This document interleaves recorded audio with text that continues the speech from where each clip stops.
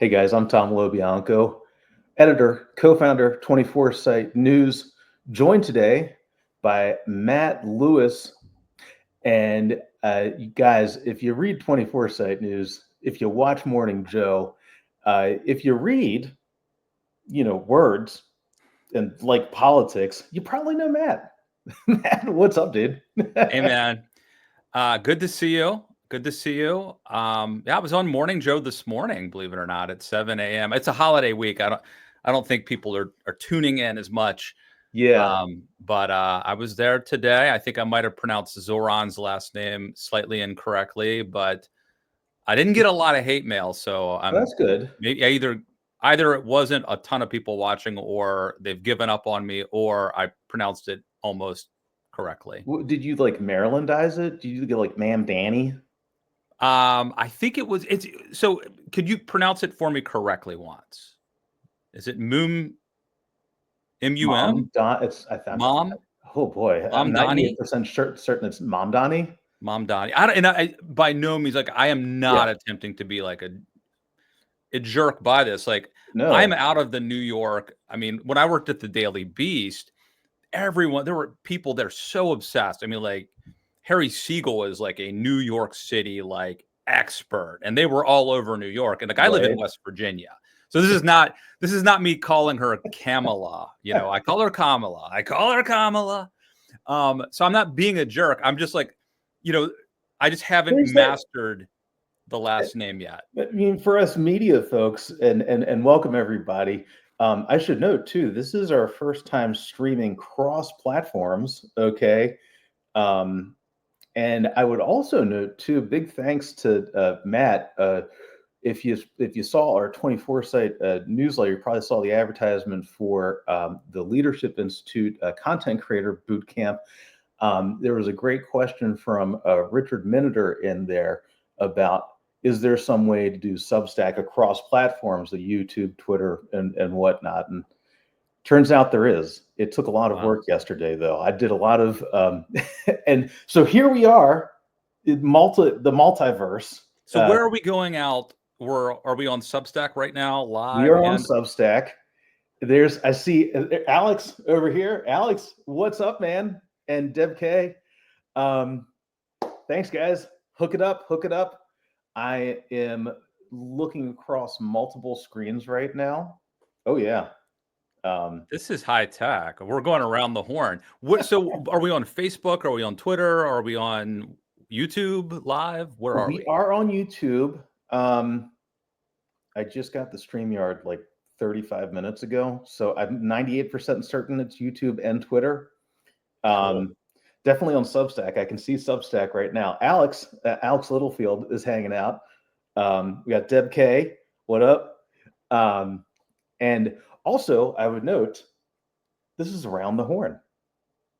We stole that name because they abandoned it at ESPN. So we're gonna call it Around the Horn. We're taking the name. What is it? You two said that Charles Manson stole this one from the Beatles. We're stealing it back. Well, we're stealing the name back, I Okay. guess. This is Around the Seriously. Horn. But not to get too in the weeds, we can talk offline. But yeah, like, if this goes well and if we really can simulcast, then you teach me how to do it, and I'll put it out to my platforms, which are not as big as your. My Twitter feed's probably bigger, but your Substack's way bigger than mine. So together we can like put our rings together, Yes, this is and it'll be superheroes. it's like what's his name? God, Rick Moranis in Spaceballs. It's like, I see your Schwartz is bigger than mine. We'll join forces here. We will, we are in the multiverse right now, across all the different platforms, which is great. I'm really pumped about this. I can feel it resonating. Now, are Um, you finding that noon, like, people watch at lunch, is hmm. better than other times of day? Or have you experimented with that? I'm trying to carve out the noon slot just to like keep it like a rhythm, I like which it. I mean, as a longtime political columnist, political person, I'm a longtime reporter. Regularity, especially coming out of the campaign world, is not a thing. All right. Like, I remember back in the day, when I started covering Indiana, I showed up to my very first Mitch Daniels press conference, and I rolled in 15 minutes late, which is like on time for politician time, but it was Mitch Daniels, so I missed the entire thing. Yeah. Well, I think George W. Bush used to like lock people out if they showed up a minute late. He would like lock What? the doors. And I mean, I think that like Wow. maybe even cabinet members were locked out. No shit. Yeah, of meetings. He Wow. was like Mr. Punctuality. Dude. One of the things we talked about, and the boot camp last week was so good. And Thank you. dude, that was Thank so you. great. Everyone, if this is really, I mean, it's a conservative, very center right organization, but let me just say, if you are in the DC area and you are interested in learning how to run a campaign, how to get it, how to go on TV, how to, whatever, the Leadership Institute is a great organization. And I think I've been doing this workshop for 7 or 8 years. We do it just Nice. once a year. And it's, we basically, I feel like you and I shared with the crowd, like everything we know about YouTube and Substack and whatever. And so if you're interested in learning something, you can either, well, I was going to say you can either do it the hard way, but the other option actually, and now there are so many resources available on YouTube that you can learn a lot now online, but still just being in a seminar around other people Yeah. Hanging and out asking was, questions. And like yeah. literally my son Burke, who's 14, but he's a computer expert. There was one lady who like, she wasn't quite following the PowerPoint in my lecture. And like during a break, she went over and Burke literally got on like her computer and showed her how to Nice. download a file from Clipchamp. So very hands-on. Dude, it was, man. And Burke, I know I felt like being back in the newsroom when I would like harass the IT staff. I'm like, I don't understand anything. Please save me. Burke is so on it, man. Yeah. Yeah, I'm a little afraid though, because we've taken away some screens from him for bad behavior. And I'm at the point now where it's like, instead of me putting parental controls on his stuff, I'm like, he could basically shut down my entire network. and I couldn't, like, if I displease him or anger him with a punishment, he could shut down. I'm trying to log on with Thom LoBianco. I can't get on. Dude, it's like it's like when everybody was making fun of Elon Musk for just completely fucking up Twitter when he bought it and just lighting all that money on fire. But then he's like, "Oh, but I can actually turn you off. I can turn all you people off, and I will put on whoever I want." Turn off Ron DeSantis, turn on Ron DeSantis. It's a little tough, that rollout. All right, and then turn him off and turn on Trump. Yeah, shadow banning and all that. And I mean, look, I'm not paranoid about that, but I mean, I've had people who've been following me for years who every once in a while they'll like DM me and be like, "Hey, I just saw your tweet, and it's the first time I've seen you tweet like in 2 years. And did you quit?" Wow. And or they were like, "No, then I went to your page and like you're tweeting all the time." Wow. Yeah. So. Oh, dude, that's crazy. Yep. Yeah, man. I really, and I've struggled with Twitter and like what to do with it and whatnot. Frankly, until figuring out this, and I think the thing that excites me the most about this setup, which I'm really pumped for, where this is our first run of it. I am so pumped to have like good video, good audio, not to have to use the cell phone. The phone, yeah. Yeah, I mean, Substack is so good in so many ways, and it's intuitive, but like for those who are, viewers of this, but have never participated, Substack forces you to use your iPhone, to record. And it's the only thing I've ever, like, normally you can use a laptop like we're doing now, Yep. And so if you have figured this out, and it seems like you have, like, thank you, because now I can actually use my microphone. Right. I spent a ton of time and money trying to figure out a way to hook a microphone up to my iPhone for Substack. Yes. And I don't think I ever actually got it to work, and I just gave up. I'm like, okay, earbuds it is, you know. You know what I got? It's a classic, classic suburban dad, just lighting money on fire on tech that might get used or might not get used. Yeah. This thing is actually pretty slick. It's a lavalier. So it's I'm not getting paid for this. I don't even know why the hell I'm talking about it if I'm not getting paid for it. Okay, but it's Sennheiser. I picked it up over at Chuck Levin's Music, which is a great music Oh store. yeah. Freaking Does love that that in place. Rockville? Because like a Yeah, Guitar the one Center, down or- here in Wheaton. Okay. And check it out. It's got so here I'll show you the thing here. Got the lavalier mic, lapel mic. Put that on, and it has the little. You can see I'm not really a YouTuber because I don't know how to like frame up the shot and everything, but I'm getting better at it. And there's this little thing right here, which is don't want it to pop out. Here's the receiver. Oh wow. And that plugs right in. And you know what's crazy about it too? I used it with Charlie Sykes for the first time like a week and a half ago, something like that. And it's you know what else it does too? This is really crazy. Throw your windscreen on here on the side with the dual lavalier mics, and now you have a shotgun mic. Oh, dude. Yeah, Cool. dude, this thing is built for the field. Yeah, that's great. Yeah, man. I mean, I am old enough. I remember I bought like a tape recorder that you could like hold up to your ear. I forget how it worked, but it was back when you had telephones. And it was a way that you could tape somebody, like an interview that you were doing over the, and I think I still have that tape recorder somewhere. It was like a special tape recorder that allowed you to like record phone calls legally, of course.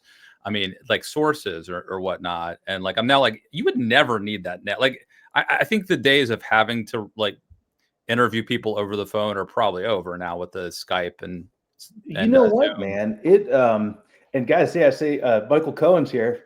Cohen, what's up, dude? Folks, stop on by at 3 p.m. I'll be on with Michael Cohen. We'll be going deep inside Trump world. I'll tell you, nobody understands what the hell's going on with that guy better than Cohen. Okay, so if you want to understand, the half-life of a tariff, okay, like we'll be talking about that and what's inside the bill and whatnot. And I swear to God, we actually will get to some of this stuff at some point. But bullshitting is so much; it's more fun. I love this. Well, there's a little I like to do a little foreplay before we get into into the action. So yeah, I'm warmed up. Totally. I'm ready to roll. I'm ready to roll with the hottest action imaginable in the middle of summer in Washington, D.C., which is Senator Thom Tillis. Yeah. That guy is riveting right now. I mean, literally. I've never heard anyone describe Thom Tillis as riveting, but he's having a moment. He's having a moment. Yeah. It was. I mean, that was a pretty fiery his resignation speech yesterday, right? I think it was on Sunday. Must have been in the middle of reading all 940 pages of the Big Beautiful Bill Act. I think is that HR 1? I think that's HR 1. Remarkable. I mean, powerful. Well, and it's also so interesting to me, right? That like Donald Trump's key to his power is not being popular in America. It's being popular in the Republican Party. Right. Dominating the Republican Party. Yeah. And if we go back almost exactly 10 years ago, how he has systematically rolled over the Republican Party. And I mean, we're talking about all sorts of things like conservative organizations and groups, which, by the way, have you noticed how unimportant these conservative organizations and groups are today that used to be. Think of like a group like Concerned Women for America or the Susan B. Anthony group. I was thinking about them the other day. They were really important. I mean, at least they had the perception of important. Like if they came out against something George W. Bush wanted to do, they would have to be send an emissary over to talk to them. And Trump really kind of co-opted them. And ultimately, I don't think no one even thinks about them anymore. Like it would be tough trying to raise money as a conservative organization like that today, although I'm sure they're still around. But the politicians too. I mean, think of the Bob Corkers, right? The Jeff Flakes. Sure. More recently, Don Bacon. Yeah. Ken Buck is another example from that kind of the last time around this sort of thing happened, right? Ken Buck. Yeah. And even someone like a Mitt Romney who sort of chose to self-deport. Yeah.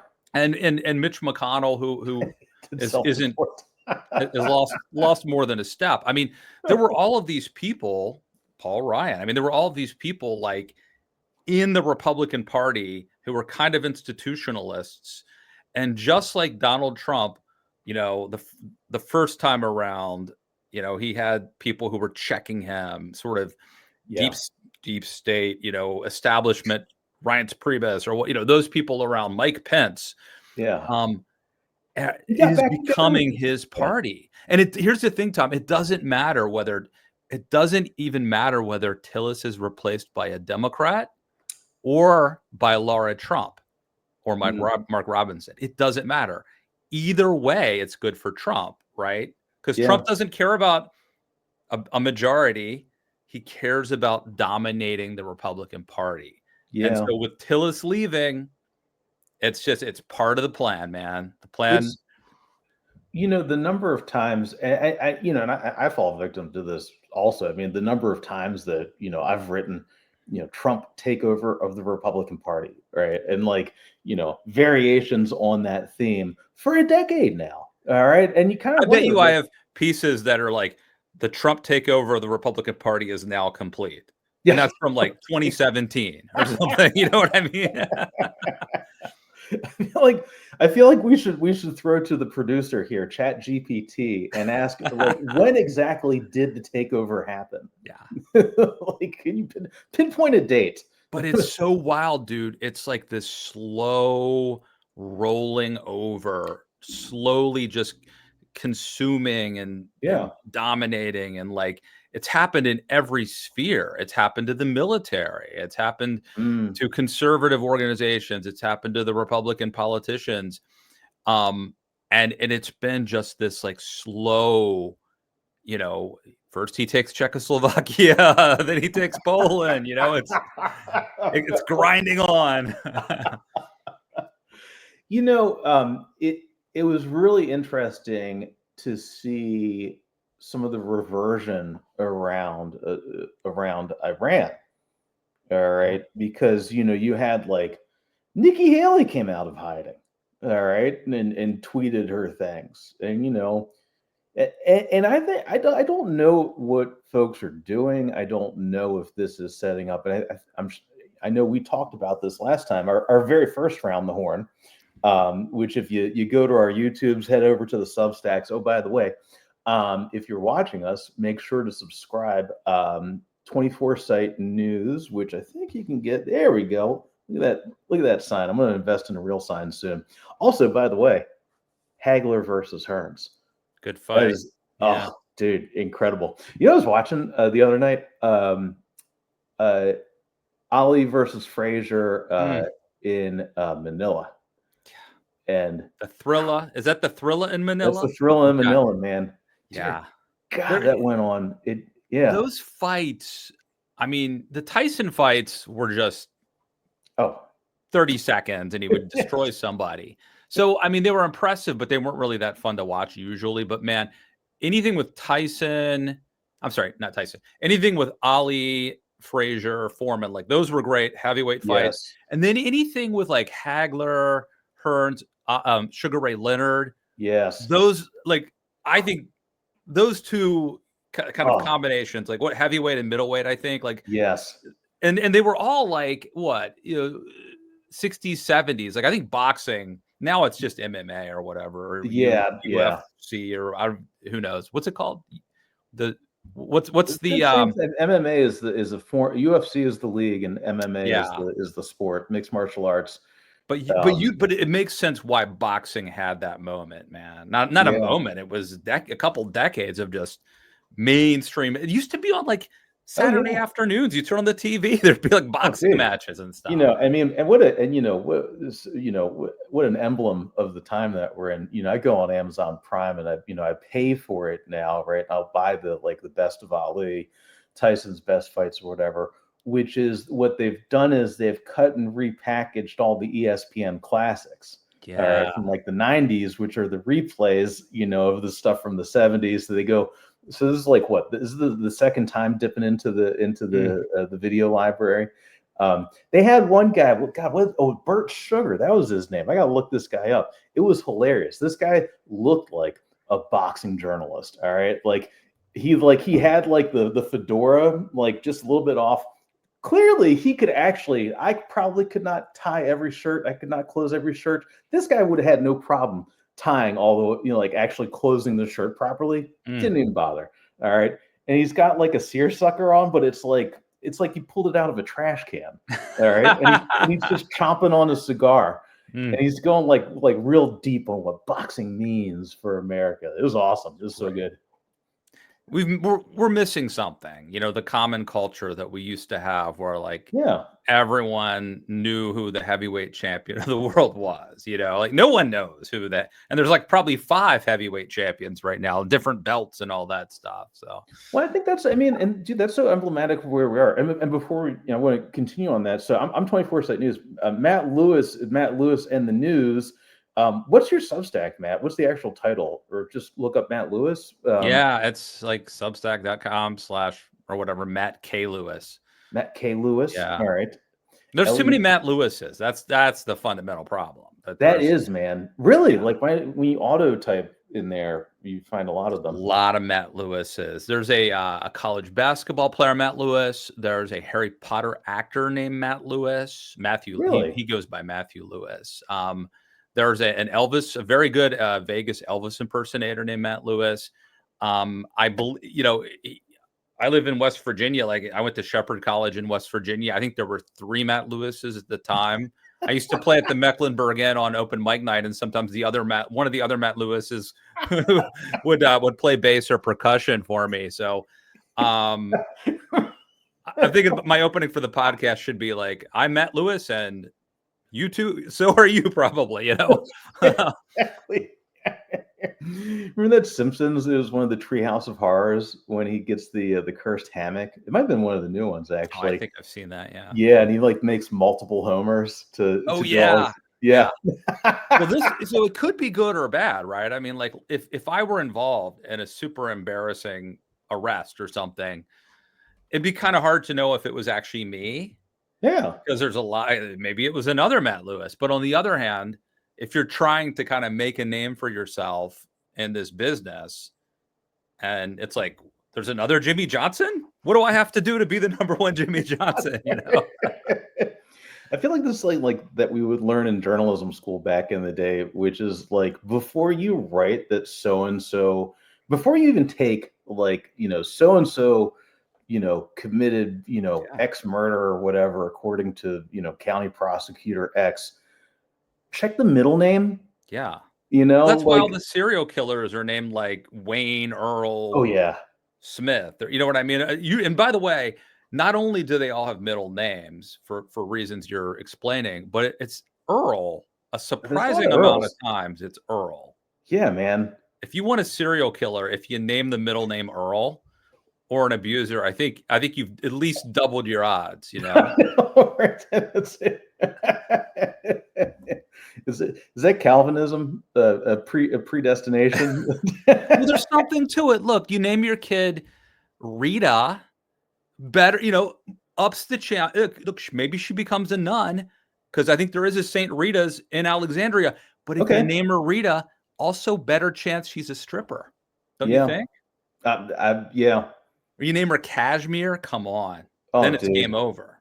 Yeah, man. She's got no choice. if you find yourself at a bar with anybody named Earl and Rita, all right. Okay. Bring your mitts with you. Big time.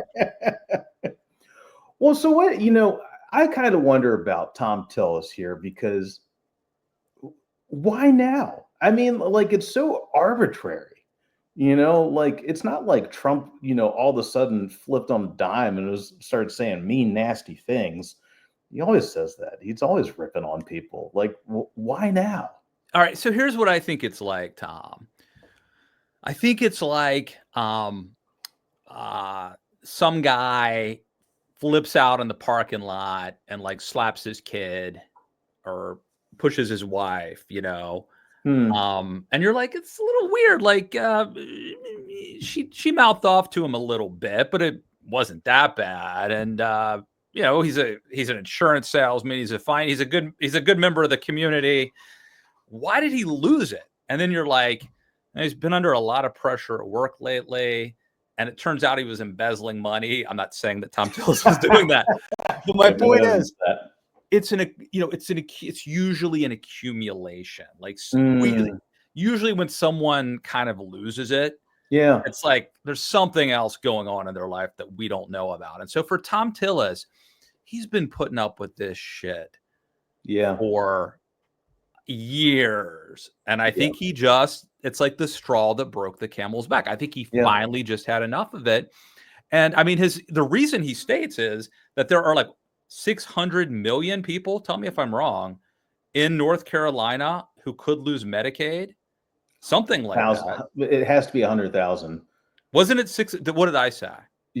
Million. No. I think it was 600,000. Yeah. We should look it up. So anyway. Yeah. A lot of people, I think I heard 600,000, but we could look it up. Dude, I'm gonna Tucker Carlson you right into Tony Reality. You can't get this right. If you can't get population numbers right, you're gone. Oh yeah, he would be like, cancel so you. You want to change the law? You don't even know how many people are in North Carolina, and you want to bomb them? You want to bomb North Carolina, and you don't even know how many Shia are there. I'm a little confused as to why you would want to do that. That's a scary good Tucker. I worked with Tucker for 6 years. It was pretty amazing, actually. He was a great guy.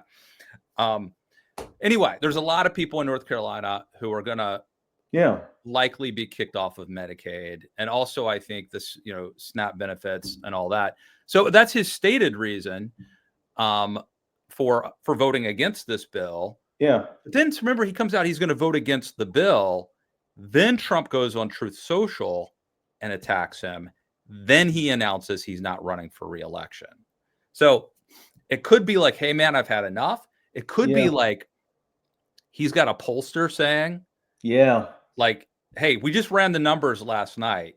And if a random Republican runs against you now, you can't win.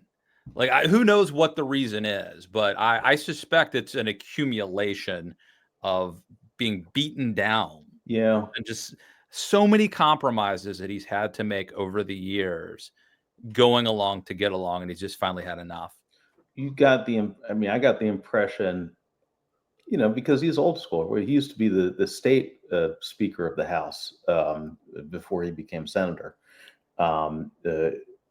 That was pre-written, like it was sitting in a drawer, just waiting. All right. I mean, obviously you can temper it based on, pick whatever legislation you're moving on. But, it did feel like he'd clearly put some thought into that. I remember with Flake too, one of the issues with him was that he, his polling was terrible, like he knew. All right. Like, so, again, Tillis, riveting. You do wish, though, the one guy that I can think of now who has stood up to this and fought against it and won was Brian Kemp, right? Oh, yeah, he did. He's the one guy who did it. And there's that really good Politico kind of expose that came out like a year ago about how he did it. But For every one example of someone who did it, there's most people either lose or surrender. And it does make me wonder what's better. Like, I Hmm. get it as an individual at the micro level. Thom Tillis's life is probably better by just giving up and not running for reelection, right? Yeah. But for the cause, like if your goal is to kind of preserve Reagan conservatism Yeah. and to stop Donald Trump from just sort of rolling over the country and implementing his agenda like without any adversaries, I feel like fighting out these fights would be better. Make them spend money, make them Yeah. expend resources. So look, I don't want to criticize Thom Tillis. I don't, but I feel like maybe if he stood up and fought, that would be the more nobler choice. Well, I was you mentioned Kemp. Um, you looked, when I was looking at the results, I remember you remember all those maps after November, the November election with the arrows and like the size of the arrow, right? I think of Fauquier County in Virginia, Virginia. which is like a giant, like a mega shift. It must have been like every single Black and Latino voter in Virginia parked in one place that lived at the Buffalo Wild Wings and got bombarded with the transgender ad. Okay. Um, but Georgia did not have that and actually kind of shifted the other way. And I don't it reminds me kind of like Eric Erickson. I'd go to his conferences. Mhm.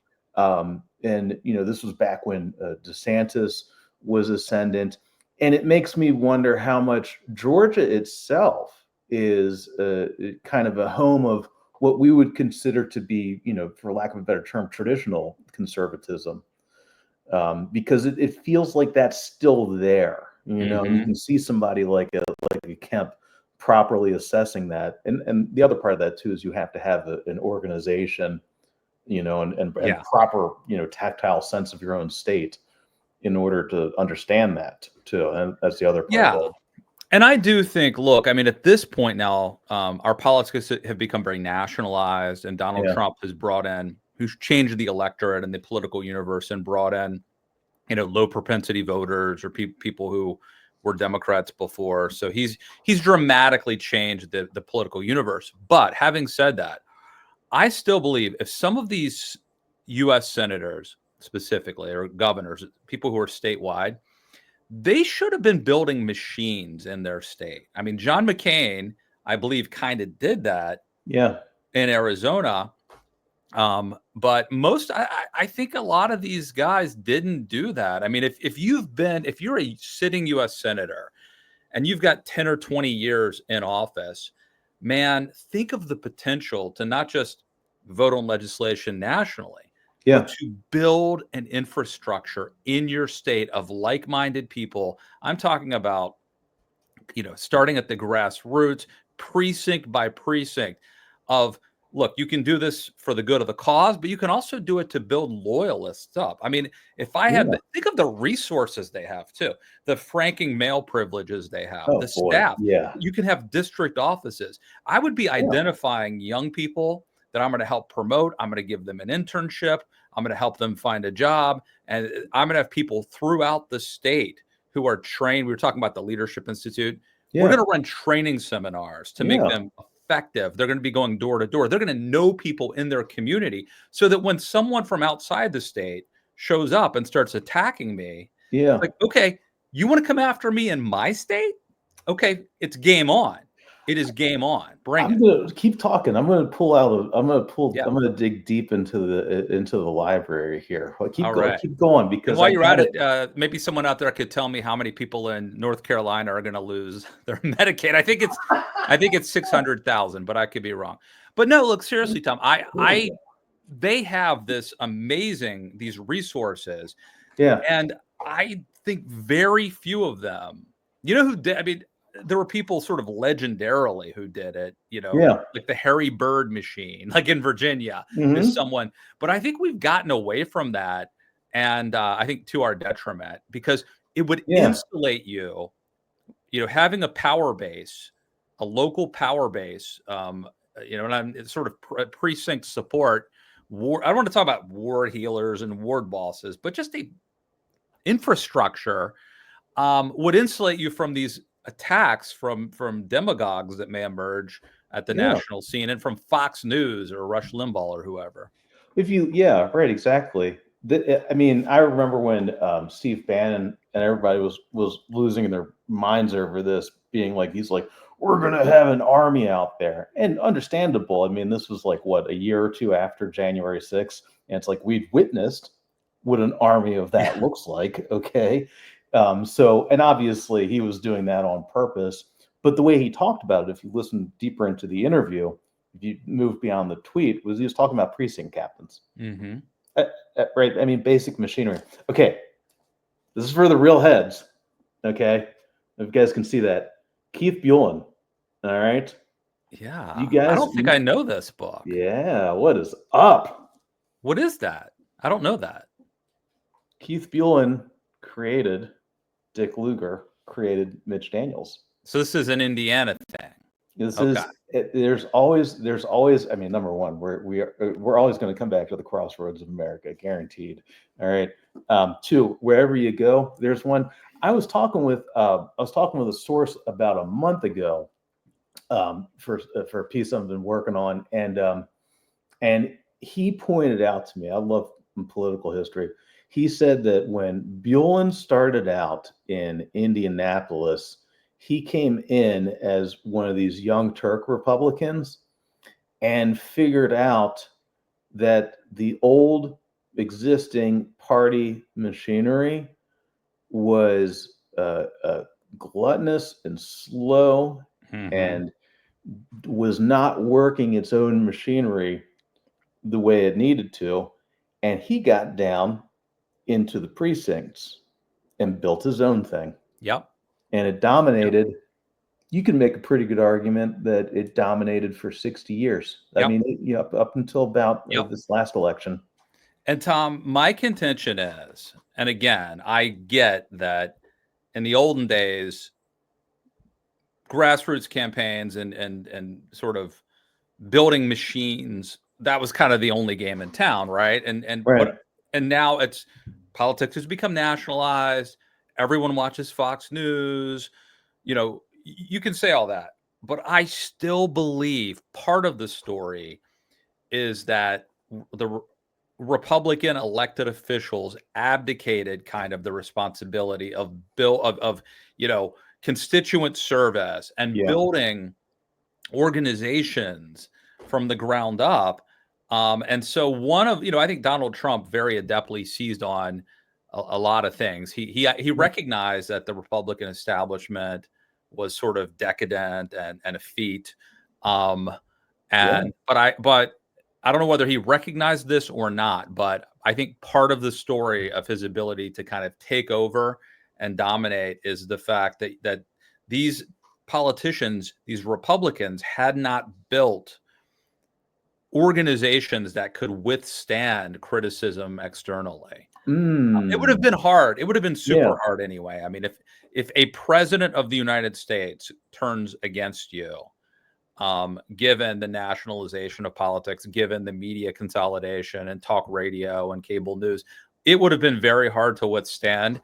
But at least your house would have been made out of brick. These houses are made out of straw. They blow over very easy. These people don't have loyalists, really. It was, when the assessments of Mamdani, afterwards, and you can almost foresee him becoming like an AOC type character, based on the postmortems of that primary and the postmortem assessments that are being made right now. But the thing I just kept hitting me about it was they showed up. He was present. He engaged. He engaged where his people were, where that. And granted, this is a New York City Democratic electorate, all right. but he showed up. He was present. He didn't hide. I mean, when they were talking about Andrew Cuomo, not doing media, not showing up, not doing appearances, and having gobs and gobs of money. I mean, that's Clinton. That's Biden. Mm-hmm. Frankly, it was a lot of Kamala Harris. I mean, that's like every Democratic failure at the top of the ticket. Part of it's so this sort of leads to this question though. Is it a lack of virility? Is it an arrogance, or is it a fear, sort of a they need to protect themselves and hide? They're not comfortable going out there and exposing themselves to the public. Like, it could be a combination, but I think those are the three biggest sort of most likely problems. Which one of the three do you think it's political culture. I think it's the political culture of the parties. So that's, I would say that's more of an elitist philosophy. Like, we don't need to go out there among the people. We'll just because if you look at the Republicans, I mean, I think of every CPAC I've gone to, every Trump rally I've attended over the years. Broadly speaking, more accepting of divergence. All right. I mean, obviously, some key issues like you're not going to have anybody with any Palestinian flags at these events. They will probably get murdered. Certainly, right. No hope. Did you notice that there was someone at the class we taught who was part of a pro-Palestinian group? No way. Wait, really? I didn't know this till the end. What? This person handed me like a flyer. Oh, or something. Yes. Yes, she did. Actually, I need to send my follow-up. I'm glad you said that. Dude, really, like, I always forget to send follow-up emails. Yes, I know exactly what you're talking about. Oh my God, that's incredible. And I didn't realize until like the end of the day that I mean, look, it's the organization's a nonprofit, nonpartisan. It's open to the public, but it is weird to spend like an entire day teaching someone all sorts of things, and then they're going to go use it for something that you're probably not in agreement with politically. So that happens. It happens. I mean, that's what that's part of living in a free society. Share knowledge freely. If you write a book. Yeah. If the book is teaching people how to do something, you have no idea. Yeah. It's like, Rommel, you bastard. I read your book. Well, I think though, there was this really good Andrew Sullivan. There's kind of like I over the years, like there are moments where like I'm really into reading Sullivan, and then like I'm like, this is just pure hackery. And then it's kind of like, oh, wait a minute. Wow, he's really on a roll right now. I find him interesting. I still listen to his podcast, which he does now. I was on his podcast when my book came out in 2023. Nice. And it's one of those things where it's almost like doing Joe Rogan's show, because like it lasted, I think, 3 hours. Yeah. And you know how it is on a book tour. You're talking so much. Wow. And I sort of did his at the end of my book tour, and my voice was starting to, I had to like take a break, like pause halfway through, use the bathroom, put in a cough drop, and like maybe I think my wife made me some hot tea and honey. That's awesome. I just barely could make it through that interview. Do they I feel like we've talked about this last week. Do they take pee breaks in the middle of these things? Like they do. Joe Rogan definitely does. He'll keep the show going. He'll let the guests get up and go. Sometimes they will piece it together, and sometimes I think he just talks to someone else until the person comes back. I was listening to Alessandra's old enough now, so she'll hear things on the radio and process them and ask them. And it was wait, don't tell me with the 3 whatever challenges, and one of them is people sucking down cicadas on the monster roller coasters in Ohio. Oh yeah. Here, actually, if I can remember all 3, let's see. We'll play the game. So this is where on the radio show, Wait, Don't Tell Me on NPR, where they will tell 3 stories, but only one of them is true. Only one of them is real. But they all sound pretty true, right? Right. So okay, so number 1 is like the official PSA or whatever to keep your mouth shut on the roller coaster so you don't eat cicadas the entire ride. Okay. The Sounds second fake, one, but could be true. right? Oh yeah, have you? Okay, did you hear this? No. Awesome. Okay, great. This Okay. you guys heard that, all right? So this has not been pre-screened. Well, let's find All right. out. I'll guess which one is true. And this relates to Joe Rogan P breaks, by the way. Okay. All right. So the second one is the oh god, what was it? It was the vacation, quiet vacation room, and it's like you go there to have like your 16th birthday party, and all you do is just sit down and read. There's no music, there's no screens. If anybody talks, they shush you, and people friggin' love it. All right. And the third one, which is how I got to this Joe Rogan. And if people haven't seen this before, it would be like whoever the guest is that day. Or there's three, so there'll be three different people reading, but it would be like a town in Wolfsville, Maryland, has an interesting way to celebrate 16th birthdays. With all the hustle and bustle of noisiness and rock music, they've gone a different direction. For an hour and a half, folks can sit in a quiet room and hear. That's basically how they present. That is so it, man. Okay. Like, dude, the delivery, the structure. Yes. And one of them is a real news story. And one of them, the other two are made out by the writers. The third one was Paula Poundstone. Paula Poundstone delivered. It was at Universal Studios now. They are now selling Minion themed catheters so that you don't lose your place in line. Gotcha.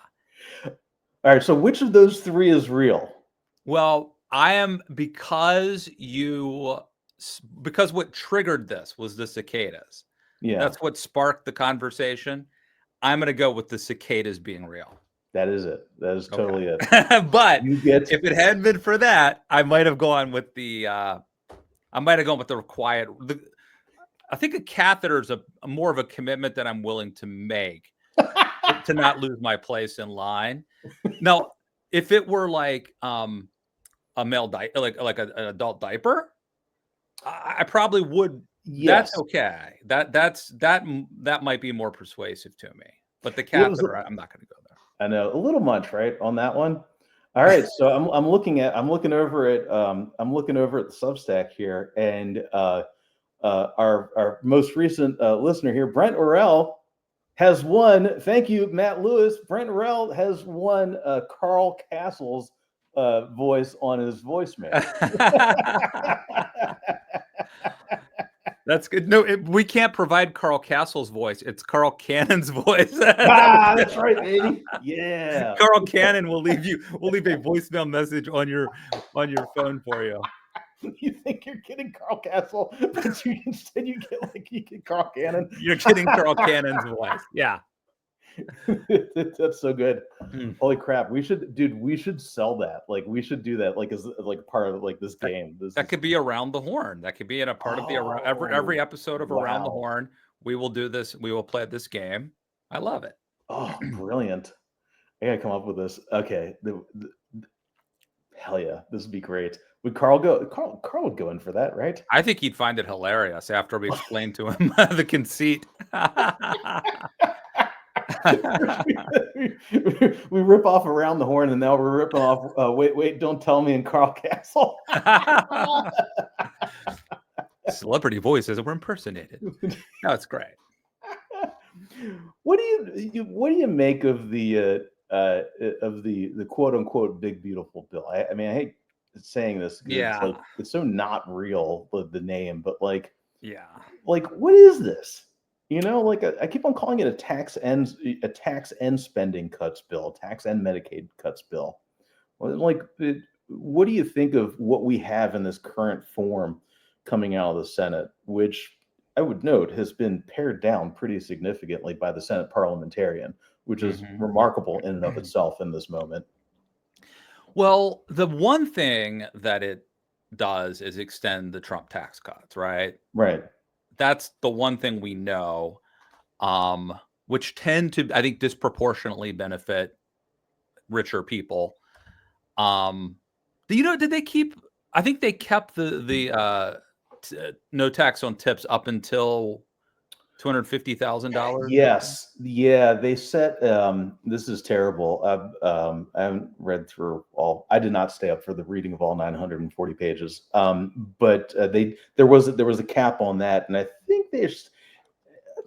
So if there's your name's Rita or Kashmir, get those tips in cash. Because if you hit 250K, you're going to be paying it.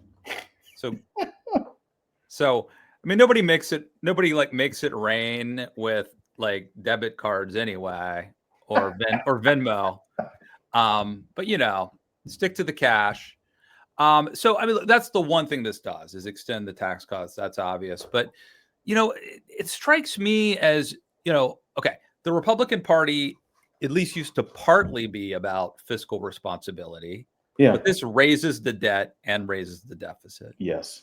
And then there's the new Republican Party, the Trump Republican Party, which is ostensibly kind of about the forgotten man, the struggling kind of people. But this is going to target that person, right? Yeah. I mean, there's a lot of people on Medicaid that you don't think would even be on Medicaid. I mean, most of them are working. Most of the people on Medicaid, a vast majority of them, I think, are actually working. So working class, one could say, right? Yeah. And so now I guess the good news is that they would technically qualify because they're working, but my understanding is that this onerous paperwork is going to make it that's really the reason there's going to be people being kind of kicked off of it, is like the ability to comply with the paperwork could be a bit difficult. I really think at the end of the day, it's about passing something. I mean, Trumpism is not about legislation, right? He's not about putting, he's not about putting points on the board in terms of like how many bills get passed, right? I mean, it's a culture war. It's a vibe thing. But they got to pass something. And so I think this is like, we have to pass something. This is what it's going to be. It's going to extend the tax cuts. And I think for Donald Trump, honestly, it matters less what's in it than that it passes. It just has to pass. Now, I will say, and then I'll shut up, Ron Fournier in his Substack had, and I'm not 100% sold on this yet, but he basically was sort of tying the big, beautiful bill together with other Trump policies, including the ICE raids and the Doge cuts, and saying there is a common denominator. And the common denominator is basically that the Republican Party has decided that there are good people and there are bad people. And the bad people we are coming after. Yeah. Again, though, the problem I have with that is that the Republican base is now a lot of people on Medicaid. And so punishing them. Now, look, will they put two and two together? Will they say, like, I voted for Trump last time, but he fired me? I mean, that happens. But I think somehow Biden's going to get blamed for that. That's right. Another book will come out about that. The mystery fifth book about somehow Biden. It'll be Biden's fault. So I don't know. What do you think, Thom LoBianco? Well, did Biden publish his memoir yet? And I think he did that one, right? I can't remember. I didn't read all of them. I don't think he remembers. It's completely inconsequential. No joke. No joke. Come on, man. Come on, Jack. Then he would threaten to beat me up. Corn Pop. That's right, man. Everybody remembers Corn Pop. Did you ever see Bill Scher, my sparring partner at Blogging Heads? Bill Scher did this epic reading. The first Corn Pop story ever came from an article like in, I don't know, Rolling Stone magazine or Esquire or something. And Bill Scher like read it one time, and it's art. It is so hilarious. Hearing him read it. Oh my God. Which episode was this? How long? It was years ago, but I've created it into like a YouTube short that I've shared, and it's, he's reading it and he's reading Biden's voice, and at one point, like, Corn Pop opens up a blade and Oh, and then I love the part. There's a guy, So Corn Pop is like bouncing up and down on like the diving board and creating problems at the swimming pool where Joe Biden's a lifeguard, and Biden kicks him out. Oh, Biden's yes. working. Biden's working in Yes. Wilmington, Delaware, at a public pool, and Yep. he's the lifeguard. And Corn Yep. Pop is, and Biden calls him Francis. He's like, "Okay, Francis," and I thought that was like an insult because this guy had like, dreadlocks or curly hair or something. But Yeah. like apparently there was a famous diver named Francis that I was Oh, unaware of. So that's okay. supposed to be the reference. But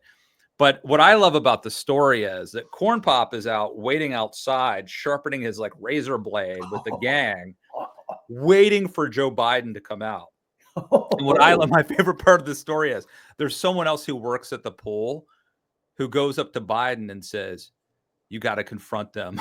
If you don't, you'll never be able to show your face here again." I'm like, why doesn't that guy go take on the gang? So then Biden's like, I got a chain and I wrapped a towel around it. And he goes out, and this is Bill Scherer's reading this story, which is Awesome. hilarious. And he goes out and he's got this chain wrapped around his arm with a towel. And he says to Corn Pop, he's like, "Corn Pop, you can cut me with that blade and you'll hurt me, but I'm going to wrap this GD chain around your neck and I'm going to hurt you." And like, that was like the story. And to hear Bill Scherer read that is, anyway, it's worth the price of admission. It reminds me of something that I used to think about a lot, which, and again, so much of politics is how you get through to people, right? Like, half this country has no idea this legislation is moving right now. It's, I mean, it might as well be a freak out at the Bezos marriage, in It's more than Venice, half. right? It's Like, more than half. You could yeah, go easily. I could walk downtown right now and I would be surprised if 50% would know that it's Yeah. happening, that it's And that was a problem with Biden and his team, is that he had, compared to Trump especially, like a million times more lived experience of like actually being tough. There's that. we have to assume that this story is true. Well, yes, It wasn't right. Corn This Pop. one, We know that. well, there's that famous story, and for folks listening, you should, if you don't have it already, you should go get. I mentioned this last week at the Leadership Institute. You really should go buy Richard Ben what it Kramer. takes. Yeah, What It Takes, man. 1988 race, so brilliant. And there's that great story about his friends always talking trash about who's going to be the one to jump in the ash heap. Like, and the ash heap is hot, right? There are embers at the bottom of this thing, right? You have no idea what's down there, right? That's the point. You don't know if you're going to burn up on impact or not, right? And Biden does it. Biden jumps into a potentially flaming ash heap. All right. Wow. Yeah. I don't remember that story. I read that book. I mean, the book is like this thick. Oh, yeah. It's that thick. And I read it once. Remember the days when you would read books on planes because there weren't like screens and stuff? I read it the whole way through on an airplane, and it's great, man. You got Bob Dole and Dukakis, and it's like 1988. Every Bush, Poppy Bush, and I can't remember. Does it get into Pat Buchanan's challenge against him? I don't remember that part. No, well, that wouldn't. I mean, I don't think Buchanan wasn't in '88, right? Because he was 92. The only Republicans he did was Dole and Bush. And the way he would write Dole's mannerisms and his syntax was incredible, man. Bob Dole. Bob Dole has been, yeah. Who are the Democrats? It was Dukakis, Biden. I think he got into Gephardt. Gephardt's in it. Gephardt. Did he get Gary Hart? I mean, that would have. Yeah. Gary Hart's in it. Yeah. The whole, because remember, Dukakis's consultant, I think, leaked the Gary Hart info, right? That's right. And then then it was his manager. It was either his general consultant or his manager Oh my leaked God, it, yeah. and then had to resign for putting out the oppo, I think. Who? Oh my God, yeah. Wow, I forgot about that. Forget the Yeah. guy's name. Yeah. You know, oh, it's so good, man. Yeah, I don't remember where we got started with that one with Richard Ben Kramer. Anyway, guys, if you don't have it already, get it. All right, Yes. put down the screen. All right, when you get done with us, um, you But know. maybe also block off some time. Oh This is gonna yeah, be absolutely. yeah. I mean, if you're going to the beach or the pool for the 4th, It's get good. It's to good beach read too. yeah. Absolutely. I'm the only person that reads this book. I'm probably like one of like 10 people in the entire world that has the life history of L. Keith Buellin, You go machine deep boss into of the Indianapolis. Indiana politics. Yeah, that's super. I mean, that's a super deep cut. That's for the real heads. um, so we're wrapping up here in a few minutes. And folks, if you don't already, do make sure to subscribe to 24 Site News. And Matt, what's your Substack? I mean, find Matt K. Lewis. Matt Matt K. K. Lewis Lewis. on Substack. Yeah. All right. And we'll be doing this regularly. And We now should. simulcasting across the panoply of Across the streamers horn, around the horn. around the horn. Going to Not on Gitter or Parlor or Rumble though. yet. Yet. I think we should expand over there too. They'll love us. They will love us over there at Rumble. And Probably, Truth. Can we live stream on Truth Social too? I'll probably end up with a gang of corn pops outside my door sharpening their knives. All you have to do is, take a chain, wrap a towel around it, and just squint your eyes like Biden might. Yeah, No joke. right. No joke, folks. Come on, Jack. I got you. Put your hands up. Come on, Jack. I have to say, no one did that. I can't do it, obviously. But Dana Carvey on SNL, man. Yes. He is such a good, he was the first guy who really did a good Joe Biden. And now I see other comedians like on social media Legendary. who started doing it. But he was the OG.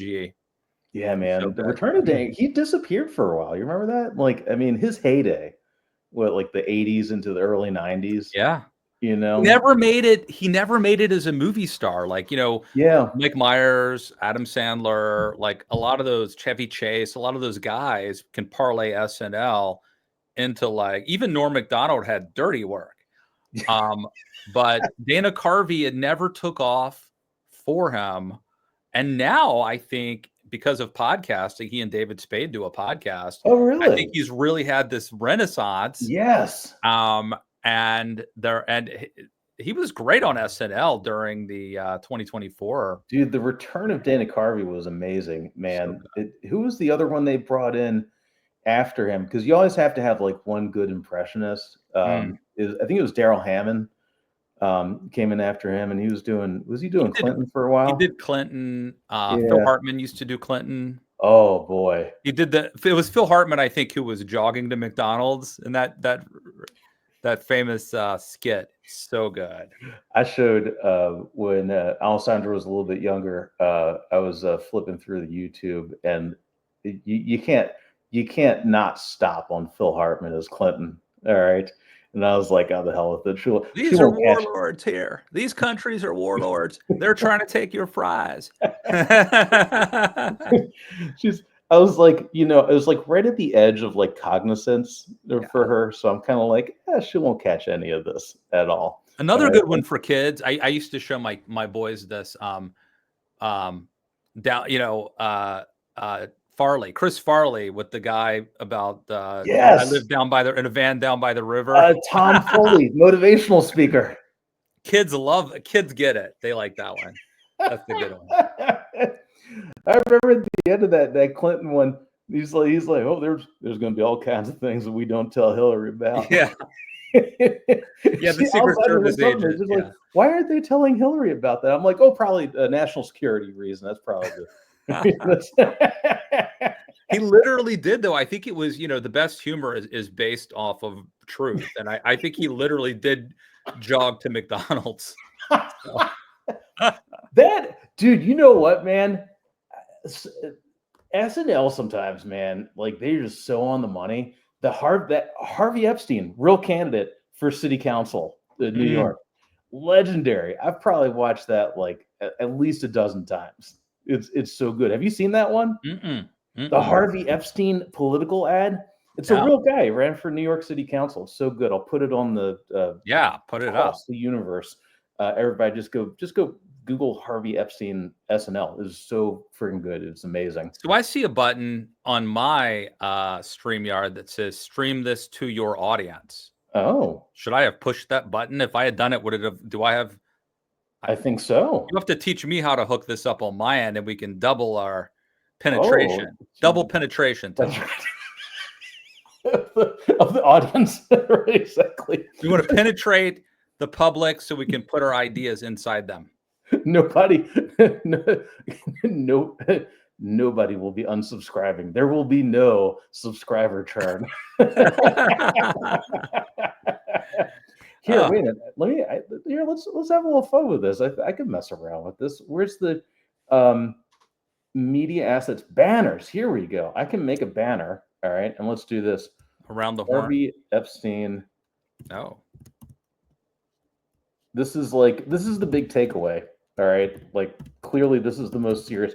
This is like, Alex Littlefield, who I saw earlier, was talking about how great the old school Charlie Rose interviews are. Oh yeah. This is like the antithesis of a Charlie Rose interview. You and me? Yeah, definitely. Or are you talking about the SNL skit? Oh well, here's the breaking news. Breaking news, add banner. Let's see if this works. Can I do it? Wait a minute, here we go. Show. Ta-da! I like that. Guys, if you haven't watched this yet, it is incredible. Not for kids. Do not show it around kids. Okay. Don't show any SNL around kids, really. Probably. This isn't the one about the candidate whose genitals were burned in a fire, is it? No. Is that the one? Because SNL used to have a skit about that guy too. It was like a fake political ad. That's incredible. I think his name was Ferguson now. Oh. Someone could Google this for us. Where's Tony? I'm not making that banner because eventually this will be posted. Like the actual video will be survive out there. Oh, I'm sure this has been so gripping that this video will be shared for years. It'll be taught at Columbia on how to do a political interview. This was highly substantive. Look, we had fun. I've had a good time, and learned a few things along the way. And I think we should figure out how to. I think we should make it weekly, man. Make it a weekly noon show. I love it, man. So here, let's wrap up. Let's wrap up with a good riveting talk about political ads and burnt genitalia and SNL. Yes. All right, Matt Lewis, find him everywhere.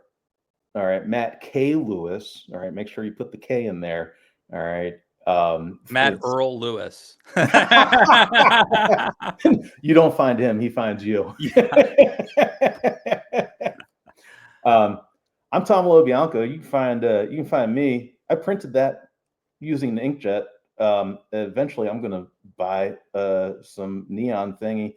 You can get these things for like $15 or something on Amazon. Or get the TV screen behind you, and you just put the image up. The graphic on the TV screen.